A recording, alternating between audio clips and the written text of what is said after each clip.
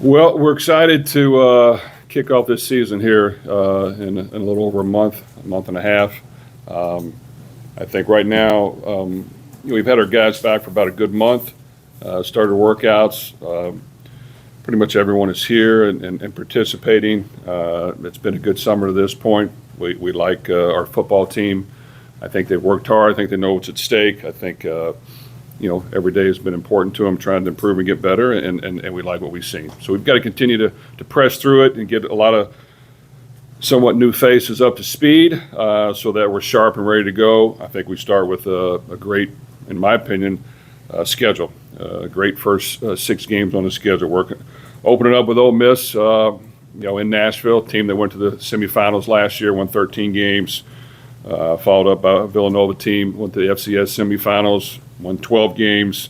SMU, of course, has won 9 games last year, and we have not played well against them the last couple of years. Wake Forest won 9 games. And then we got to go to NC State, which is a tough place to play. They won 8 games, and we had a tough time there, barely squeaking it out a couple of years ago. And then Florida State at home, just the name itself, the tradition.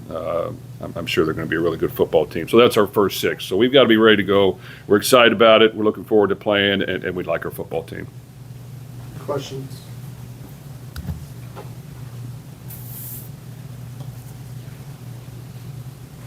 Jeff, you mentioned the opener against Ole Miss. Obviously, that's a big one. The national TV is going to be there. How big of a motivator is that, or do you even need any motivation for your team, but to have such a big game in the game one situation? I think it'll be a great contest. If there's one thing we like doing is playing in really good football games, and this is a game that we didn't have to play in.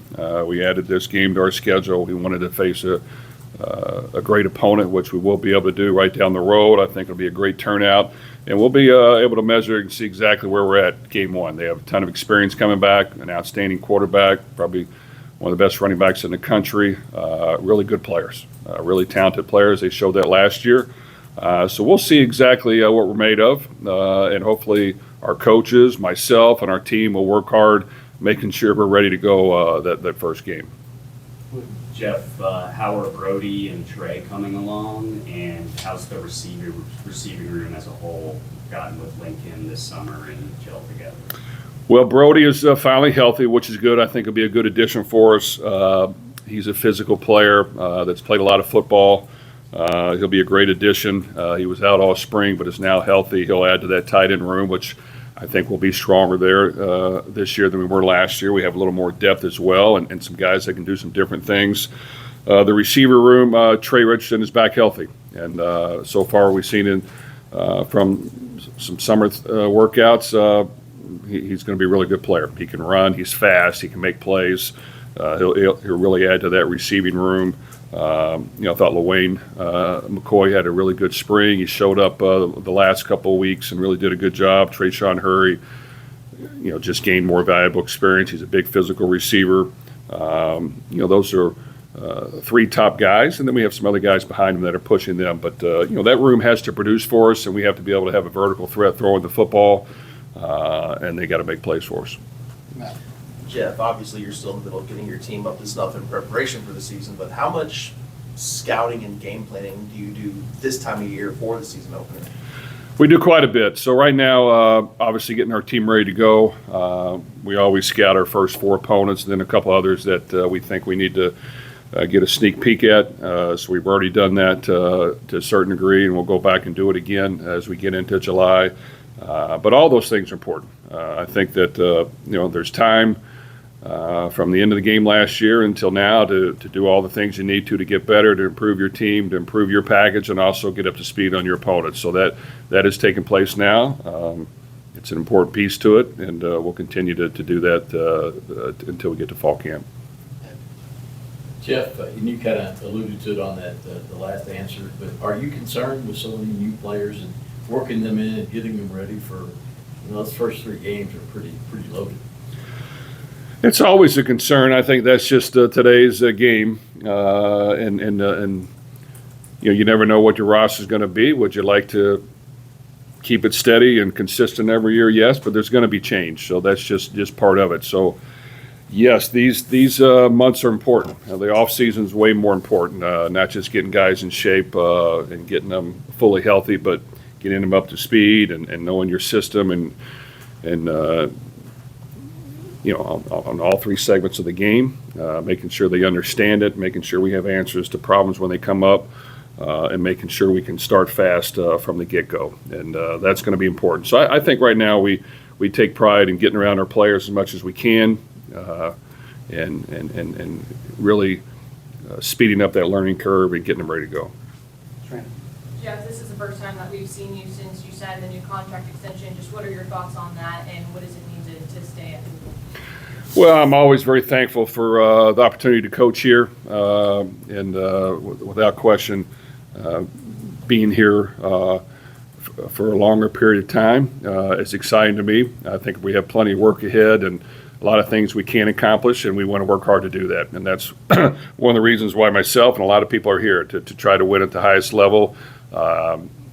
In today's age, it's always a challenge, but anything can happen if you put in the work. And I think we got great fan base here, a great stadium to play in, a lot of hungry people that want to see high caliber teams play every time you step on the field, and we want to try to do that. And it's important. I know a lot of people in the community, and their support means a whole lot, and we appreciate it. But at the same time, they want to see wins, they want to see victories, and they want to see great moments, and we want to try to deliver. What does it do to your off season when you have an opener like an Ole Miss? I know you've opened, or a conference opener, even back when Kentucky was the opener here, that was a big motivator. But how much does that benefit you, and can that benefit you down the road, just speeding up a lot of the stuff you want to do over the summer? Where we're going to utilize it in that manner. So for sure, it should help speed up that process of making sure that, like I said, myself, our coaches, and our players are getting ready to go, and understanding that you don't get to ease into the season. You've got to come ready to play against a top-notch opponent with a ton of experience coming back, and you'll see exactly where you stand. And of course, the best case scenario is finding a way to win and building a lot of momentum for your football team. And then, of course, if you don't, you've got to pick up the pieces and move on and learn from your mistakes. So, where there's risk, there's a lot of rewards. So we want to make sure that we come ready to play. And I just think it'll be an exciting game. I think for me, anytime you can play a great opponent, anytime you can play cross conference opponents that are of high quality, it's great for the game of football. And that's what I would like to see. Our conference to me has a lot of parity from top to bottom. Any team can win on a given day, and I think when you can play the best teams every week, that's what fans want to see. That's what people across the country want to watch, and I think it helps determine who the best teams are at the very end. Jeff, what kind of things do you look for out of your quarterbacks over the summer to kind of differentiate them? And is that still a competition, or do you feel like you're ready to say Lincoln is the starter for the Ole Miss team? Well, everything's always a competition. I think Lincoln is our number one quarterback. We want to get him ready to play. I think he's had a great summer to this point. He's athletic. He can throw the football. He works really hard. Are there certain things we need to work at? Yes, but that's why we're here. That's why we're here as coaches, to help him improve his game. I thought Davin in the spring, the transfer from West Georgia, did a really good job. And he's definitely capable of playing football. And he will be ready to go, and he will definitely be in that competition. I thought we saw a young freshman in Briggs Cherry who did an outstanding job. I think he's got a big arm.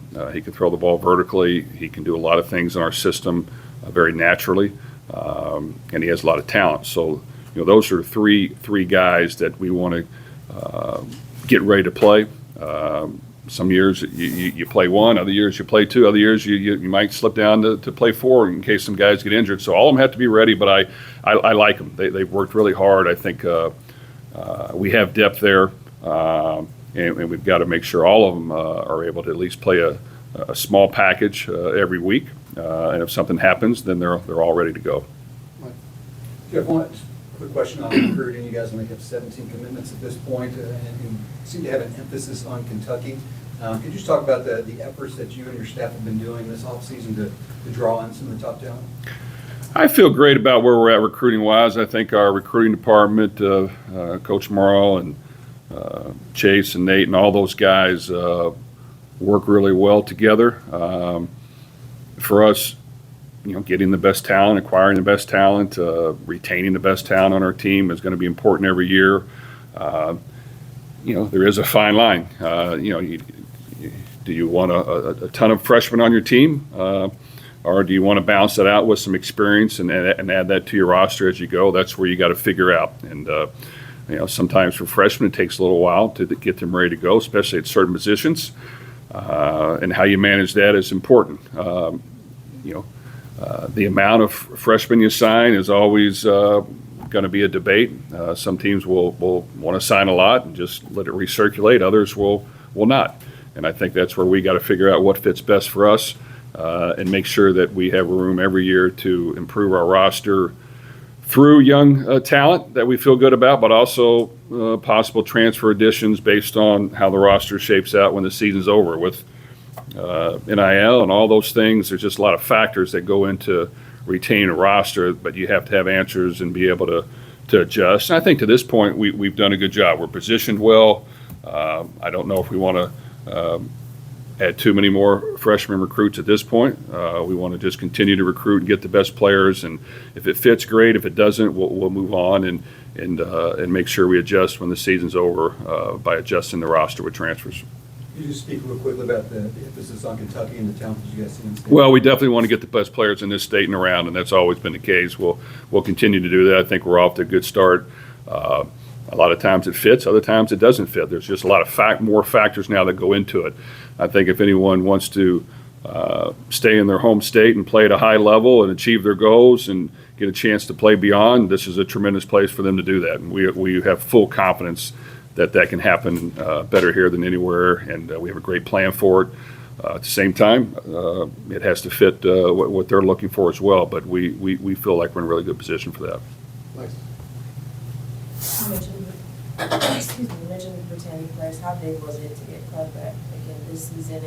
And obviously we see what he adds on the field, but what does he add to that defensive line from a leadership standpoint? And then we'll just touch on his skill set.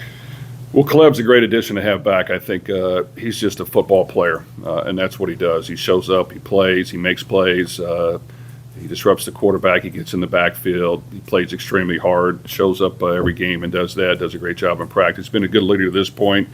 I think we've got good players around him. I think our defensive line is a strong position, without question. Adding D'Amico Kennedy on the interior, adding Gerard Smith, Tyler Thompson on the outside with Kleb, having Micah Carter there as well. A.J. Green back. We've got some strong defensive ends, and we feel good about that. We like our linebacking core, and we think our secondary is stronger than it was last year, without question, with those additions. So I like our defensive talent on that side of the ball. I think they have a chance to play really great football, and I'm looking forward to watching them play. Jeff, the university has made it very clear that they're running out of money. How does the current financial situation impact your recruiting and the NIL that you've done this season? Well, we're thankful for the resources we have, and I think our university is doing everything in their power to help provide that, and they know that we're going to utilize it in the best manner that we possibly can. With today's age of football and the structure and how it works, you've got to be able to stay up with the other teams, and I think things change every year, and you've got to be ready to adjust and adapt until something further comes along.